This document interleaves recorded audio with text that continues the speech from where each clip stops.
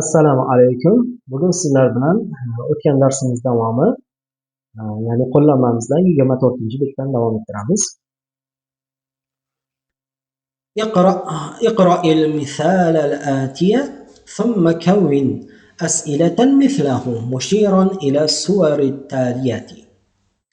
Kelayotgan misollarni o'qing. Keyin kelayotgan suratlarga ishora qiladigan xuddi o'sha avvalgidek misollar keltiring. Ya'ni barpo qiling. Misalu man hada? Kitabu man hada? Bu kimning kitobi? Savol tuzildi. Endi mana bir qalamga qarab xuddi shunaqa savol yasashimiz kerak. Qalamu man hada? Bu kimning qalami? Demak, hada so'zi o'sha muzakkar ismlarga ishlatiladi.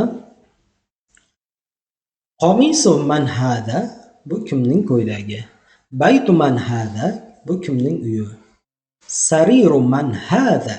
Bu kimning karavoti? Ismun so'zi bilan ibn so'zini ishlatilishini o'rganamiz. Ismul valadi Muhammadun. Bolaning ismi Muhammad. Yangi nafas boshlaganda vasli hamza ism so'zini i bilan o'qidik mana. Wasmul binti Zaynab. Qizning ismi Zaynab. Va qizning ismini va ga bog'lovchisiga bog'laganimiz uchun vasli hamzani tashlab ketamiz. Wasmul binti Zaynab. Qizning ismi Zaynab. Ismul mudarrisi Hamidun. Mudarrisning ismi Hamid. Masmul mudiri.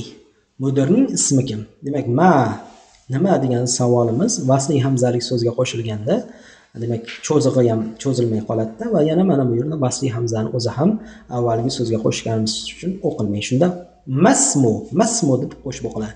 Masmul mudiri. Mudirning ismi kim? Ibnul o'g'il. Ibnu Xolidin fil madrasati. Xolidning o'g'li madrasada. Va ibnu Hamidin fil jamiati. Hamidning o'g'li universitetda. Bu yerda madrasa maktab ma'nosida. Ibnul mudarrisi fil fasli. Mudarrisning o'g'li sinfda. Ayna ibnul mudiri. Mudirning o'g'li qayerda? Demak, qo'shib o'qilganda ayna ibnul mudiri deb qo'shib o'qidik. Demak, mana shu yergacha o'qigan vasl hamzalar o'qish qoidalarini yaxshilab o'rganib, mashq qilib bilamiz.